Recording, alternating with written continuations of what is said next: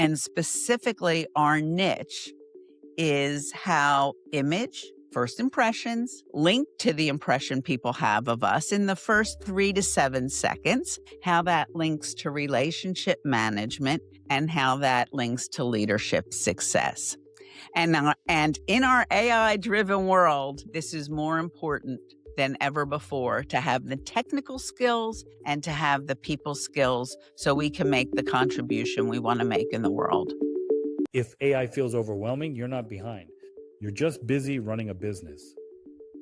New tools pop up every week, and then no one has time to figure out what actually works.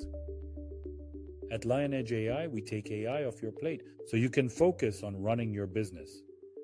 We review your setup, choose the right tools, and run AI systems across sales, customer support, and operations.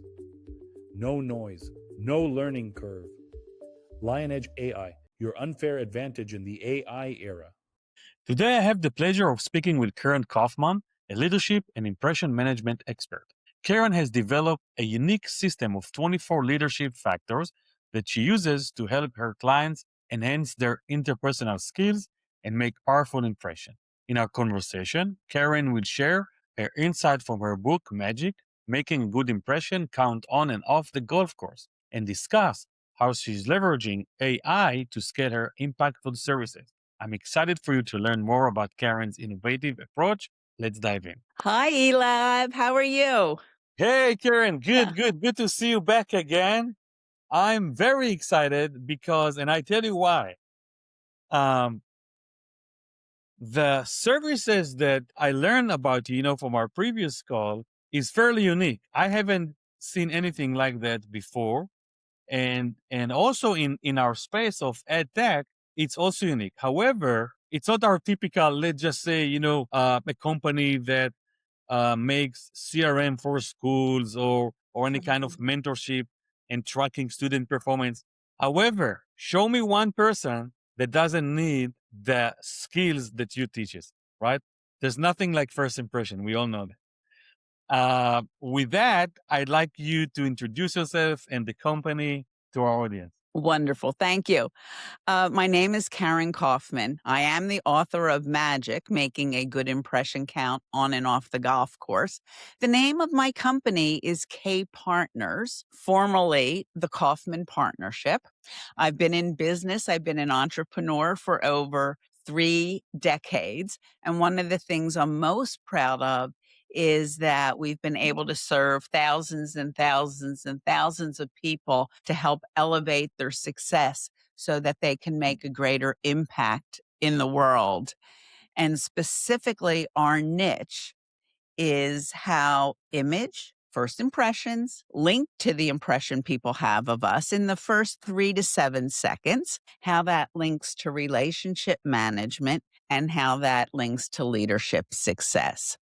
And in our AI driven world, this is more important than ever before to have the technical skills and to have the people skills so we can make the contribution we want to make in the world. Beautiful. So I'm wondering, when someone reach out to you, tell us what the process looks like. Okay. So let me say first that individuals reach out to us that want to invest. Maybe they're looking for a new job. Maybe they're being passed over for a promotion and they don't know why and they're puzzled. So they're reaching out for help. It could be an organization that has new sales professionals and they grew up during the pandemic and maybe they went to college virtually and really never had the opportunity and quite frankly are uncomfortable with the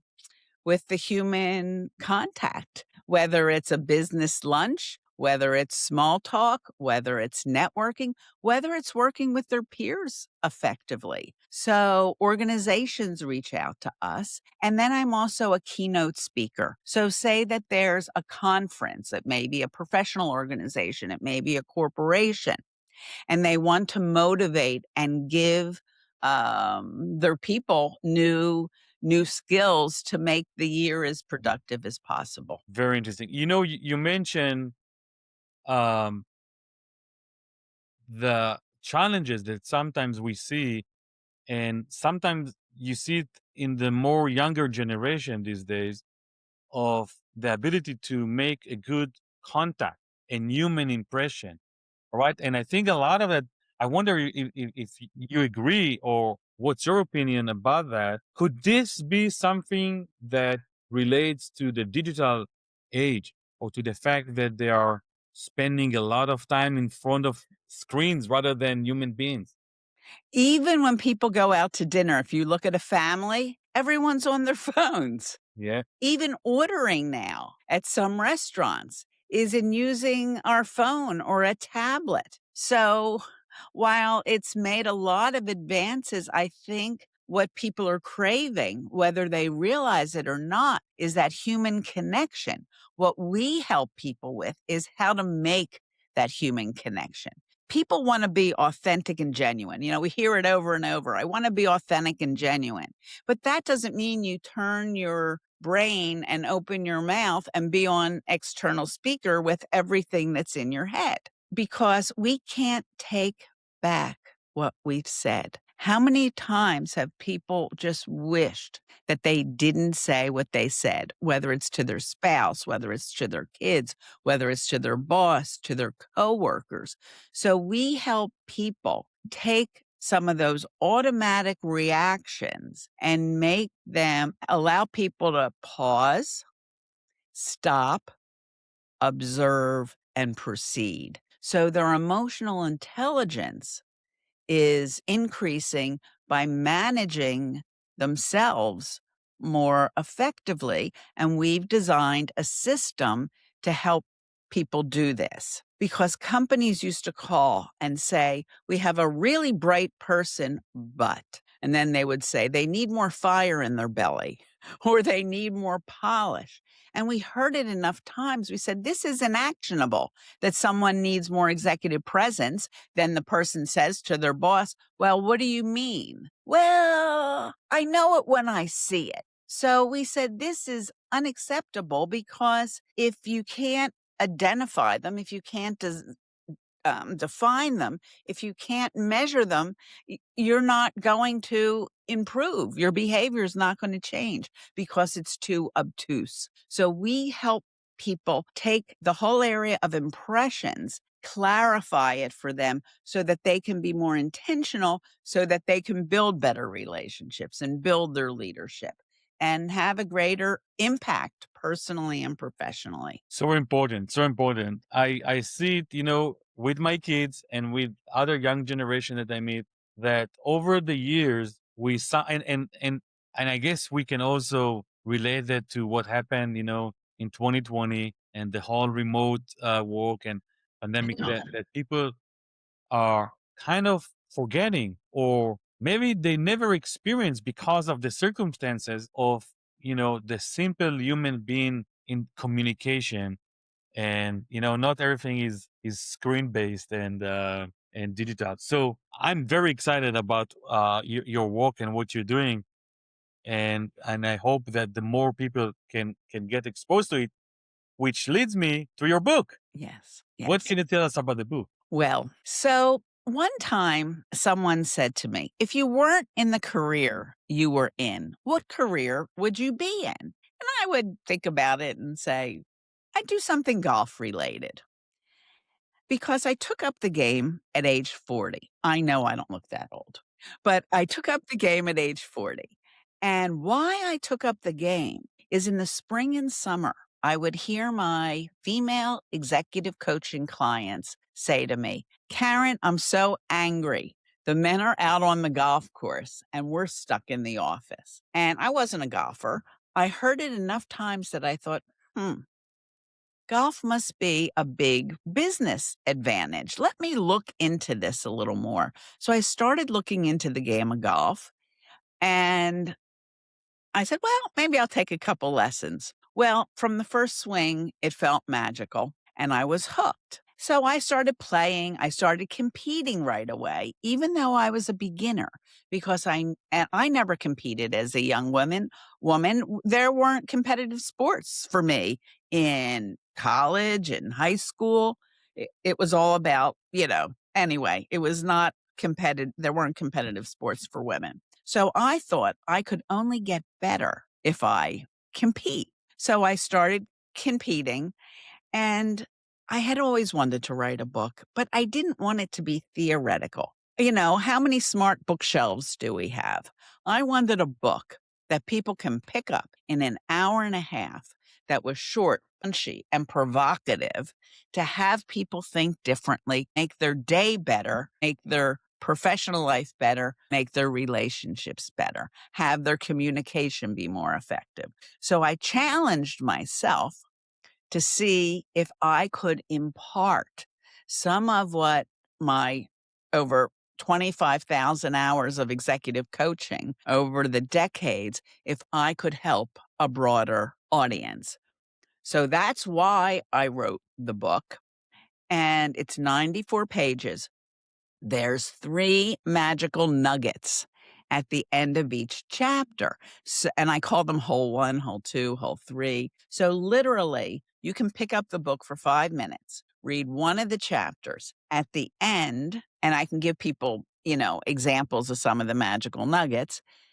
3 magical nuggets. You can think about them during the day so that they become part of you. Yeah. So that's why I wrote the book. I wrote it for 3 main audiences: professionals that want to accelerate their careers, people that are thinking about getting into the game of golf and want a primer, and most importantly, organizations that want to develop their people, and especially their women, so that it gives them an equal advantage to men of being out on the golf course. So those are my 3 primary audiences. This is beautiful. Do you want to share one of those nuggets? Sure. Let's Oh, see it. okay. Well, one of the ones that's most popular with people: have the courage to be a beginner. You can only get better. As adults, we don't want to embarrass ourselves. We don't want to take things up. Right? We're overly cautious because maybe we've built a certain image, or we don't want to have people see, us being weak. But unless we have the courage to be a beginner, we are not going to get any better. And I think that ties in with AI. The only way you're going to get comfortable with AI is to use it. You're right. This is great. And you made me think, you mentioned AI, you mentioned the book, and one of the things that we are talking in this podcast is about how AI can help us in those 2 aspects. One aspect is in our services to our client. The other aspect is in our operational and the back end, of our business. What can we do better, more efficient, more automated, 24/7 type of thing. And I cannot not think about something that you can leave behind forever, which is, and I'm just wondering, what do you think about this idea? Um, I give an example. Uh, Today, we have tools where we can feed a virtual Karen with your book, as an example, right? Like it's like a service of your company where this virtual Karen, which is based on an AI model, right, knows everything from the book. All the knowledge comes from the book, and then I can start chatting with this chatbot that is based on your specific knowledge that has been accumulated for years and years and years and was formed into the book. So that's one of the things that we talked about. We're gonna brainstorm, spontaneously in this podcast, things that can be done. Do you see that as something that you might consider maybe in the future, that can live forever, technically? Very interesting. I'm intrigued by that.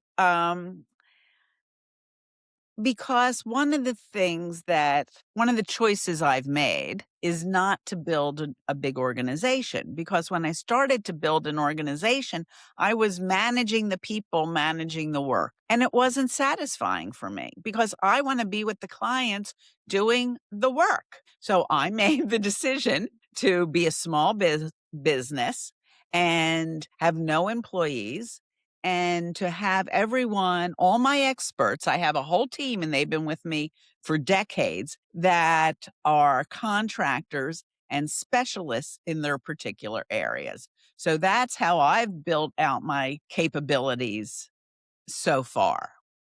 Um, it is interesting. No, it's intriguing because I do want to get to be able to share the value that I've invested in my life and in my career and have it make a positive uh impact, and as you say, live on after me. Yeah, or if somebody, would like to pick up Karen's brain and, it's midnight, whatever, right?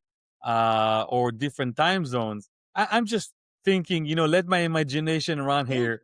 And yeah, Well, I can tell you how I've been using AI so yeah, far. yeah, exactly. That's my Okay, and next. I'm talking months. I mean, just a few months. Right now, I view AI as a thought partner. So I might say I'm considering a 17-minute TED talk. It has my system, impression management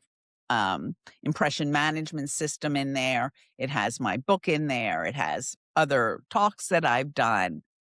And so I'll say, oh, and I wanna use golf clubs as demonstrations of these points. So it spit out, 17 or 18-minute format, Yeah, and then it said, "Do you want me to, provide an introduction for you?" And you know what? It's smarter than I am.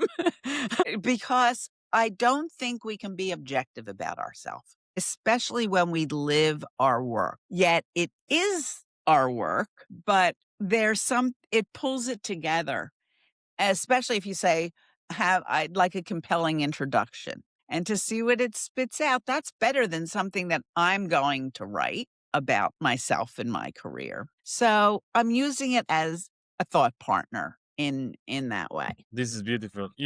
This reminds me the way that you approach it is I see three type of people. There is the people that say, no, this AI is no good. I don't want to use it. They find millions of reasons why not to.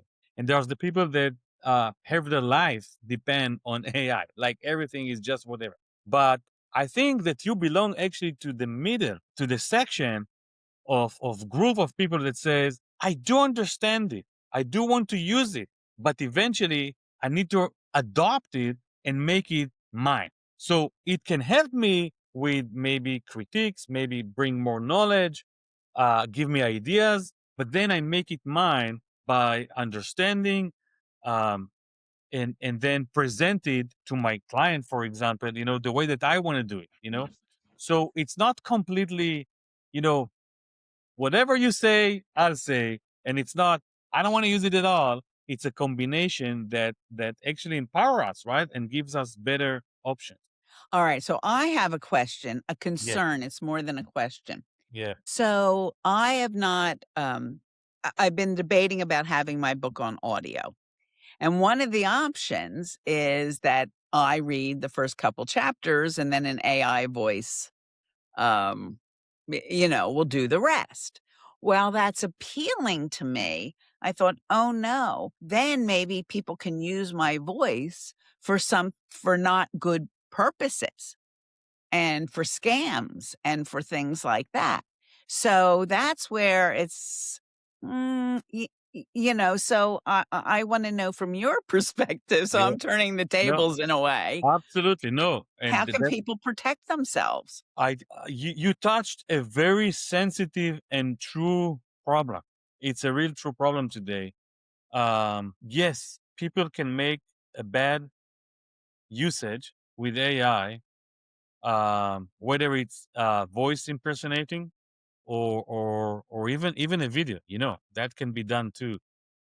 Uh, all those fake videos that we call it deep fake, which is a technology that allows you to create videos that looks completely real, but they are not. All right, and it's a true problem today that there's a lot of companies that working on a solution. I personally believe that there's going to be a solution, some type of technology that warn the audience that this is not real. All right. Um, and your concerns are very true. I mean, those concerns should be taken. However, I cannot imagine a world that a solution for those type of concern won't have the problem of this kind of concern won't have a solution because it will stop all the progress. Um, and to your question, then maybe you want to hold off with that. Although me personally as a consumer of audiobooks, I think it's the best way for me, to consume books. I find it very comfortable at the gym, when I'm driving, things of that nature. So I wouldn't skip that. But maybe I'll wait for a few more months, maybe, with maybe using my voice. And you can always use, by the way, we talked about, this podcast is about AI. So today there are amazing solutions that can read your book as it was a real human being with all the pronouncement, and so that's another option that it's pretty good solution, regardless. Great. um I want to jump into again. So we talked about how you use AI in your business, right? For to help you in your business. What other things you can think of in your business that you would like to get help from tools like AI? And I'll give you some ideas. Today there are agents that can generate leads for you. There are agents that can reach out to people. It's an AI agent, right? It's not and help you get more leads and book, you know, calls with potential customers. What do you see in your business that you think could help you to grow or to maintain, the ongoing clients? Well, I'm intrigued by the idea of not having geography be a limiting factor because with my book, I started getting testimonials. My book is on Amazon and it's on another company called Book Baby, and I will be um, providing a discount coupon or code for your listeners that want to buy my book Magic. This is what it looks like. Beautiful cover. Stay tuned. Stay tuned for the discount. Yes, Yeah. yes. So that will be forthcoming. Um, So, candidly, I was thinking about hiring someone from the Philippines to do some of the uh, marketing and outreach for me, because this is the piece of the business. Again, I like delivering the work to my audiences. So, if we can go beyond my existing relationships into other areas, that would be great. I just got a call today. I don't know that it's AI related from the Golf Association of Philadelphia that Hmm. wants to do a feature on my book. So that will expand my reach. But if we're talking about people in other countries or people across the US or people in Israel, I would like to make it more available. So I'm open to evolving with it. I think it's a process that you have to dip your toe in the water first, see, get, see how effective it can be, how it can cut down on um, your time so that you can spend your time on doing what you do best. So I think people are and companies are looking for competitive edges. Absolutely. So if AI can help in that way as we tread cautiously, like anything else. But I want to go back to the people skills because you have to combine effective people skills with the AI. I think people are really craving that, and that's why we developed our impression management system. So, And yeah. no, absolutely. And just, we're getting approached, toward the end of our session, but I still have a very interesting question for you at the end, but I just say that the way I see your services, what's interesting, and I think we still need the whole world would still need to learn what this AI means. I mean, we all know it's a big change, but we don't know yet the impact. However, one of the things that I'm noticing is that the more we involve AI in our daily life, Yeah. business or personal, the more we need the skills that you teach. Yes. Because you see, it's not contradicting. It's Mm-mm. actually going, it goes hand in hand together. Because if I give you a real example from my experience, I used to do things working with the team that eventually was replaced by agent, like AI agent that now can do. It was a simple task, but then what that now I'm lucky enough to grow in an air, in a time where human interaction was a daily necessity. But when you think about this new generation to come, they might work most of their day managing those agents, right? And and the impression skills that you teach or any kind of communication, it's a muscle that you need to practice, right? It's a kind of muscle that and if most of your day is spent on screens and managing those little minions, AI minions that do the work for you, you somehow decay. This skill is being decayed. And that's for, I think that companies will need your services to remind, it sound today, it might sounds like science fiction, but think fast forward, 3 years, 4 years from now, what's your thought on that? Well, if we don't use it, we lose it. We've all heard that. Effective communication is never going to go away. Even with Chat GBT or other systems, you have to ask it the right question. Garbage Exactly. in, garbage out. So people have to be savvy with question asking. People also have to be savvy with listening. We are a distracted culture right now. Our attention span is less than a goldfish. So the listening skills That's are interesting. critical. Divorce is at an all time high. People are not communicating. People don't know themselves. I mean, unless you have a good relationship with yourself, you're not going to have a good relationship with others.